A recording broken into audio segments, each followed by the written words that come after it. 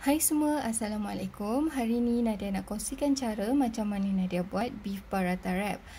Beef paratha wrap ni waktu pertama kali Nadia makan adalah dekat Hot and Roll.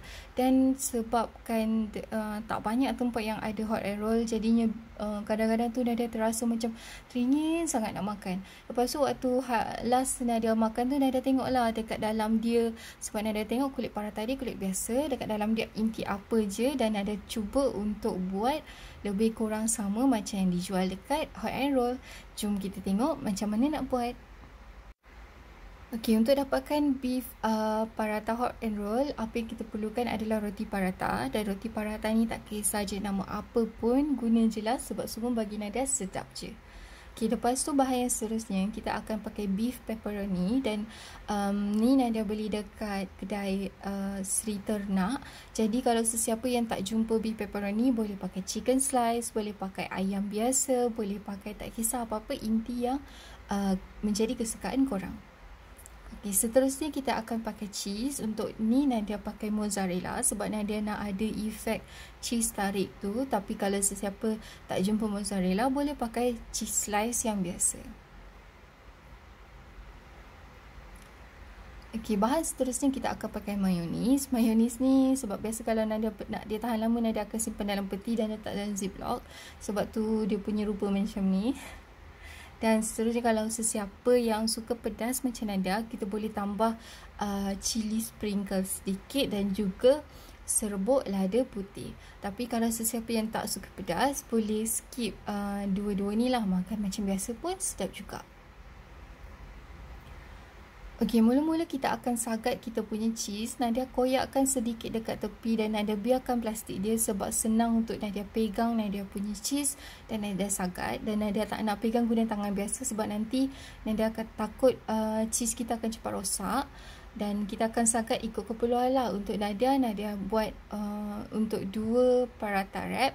Jadi Nadia pakai lebih kurang dalam suku mangkuk cheese ni. Tapi kalau sesiapa nak buat lebih, boleh lebihkan dan sagat cheese.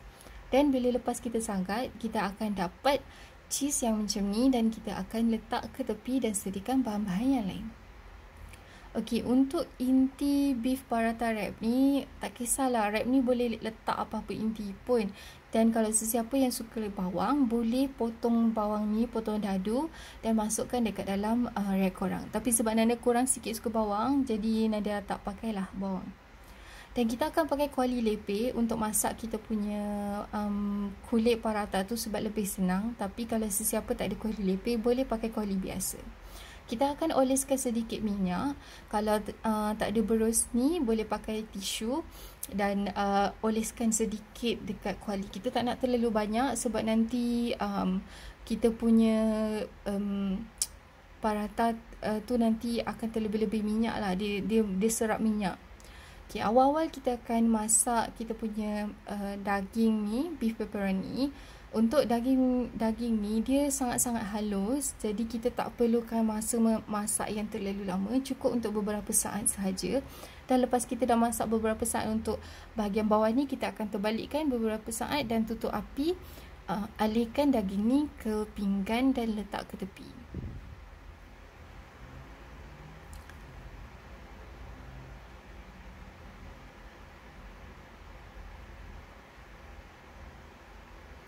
Okey, lepas kita dah masak daging ni, kita akan masak kita punya paratha tu. Paratha ni pun sama, kita akan oleskan sedikit minyak dan kita akan masak dekat atas api. Dan apa yang kita akan buat, kita akan pusing-pusingkan paratha ni guna sudip untuk bagi dia masak sekata. Sebab nanti kalau macam kita biarkan dia satu tempat terlalu lama, nanti akan mengakibatkan tumpuk yang tidak sekata lah dan tak berapa cantik. Api pun jangan terlalu panas, sederhana je supaya kita punya paratha masak sekata. Kalau sesiapa tak suka pakai paratha, boleh juga gantikan dengan tak kisahlah roti ke ataupun tortilla wrap. Okey, lepas tu bila kita nampak satu bahagian dah perang macam ni, kita boleh terbalikkan menghadap kita dan kita akan letak inti lah. Kita akan mulakan dengan mayonis, kita akan sapu rata kepada seluruh bahagian kita punya paratha dan kita akan letak cheese, daging, dan juga cili sprinkle kita, dan juga lada putih. Apa je jua bahan yang kita nak letak dekat dalam kita punya paratha wrap ni bergantung kepada kesukaan kita. Kalau kita suka lebih daging, kita letak lebih daging. Tapi kalau kita suka lebih cheese, kita letak lebih cheese. Okay, lepas kita dah letak semua inti dekat dalam ni, kita akan lipat kita punya paratha, kulit paratha kita kepada dua, dan kita akan ketuk-ketuk bahagian tengah dia sikit untuk kita lipat lagi sekali. Dan kita akan biarkan masak dekat atas api ni beberapa saat untuk bagi cheese kita tu betul-betul cair. Jadinya nanti bila kita makan, kita dapat efek cheese tarik daripada paratha wrap kita ni.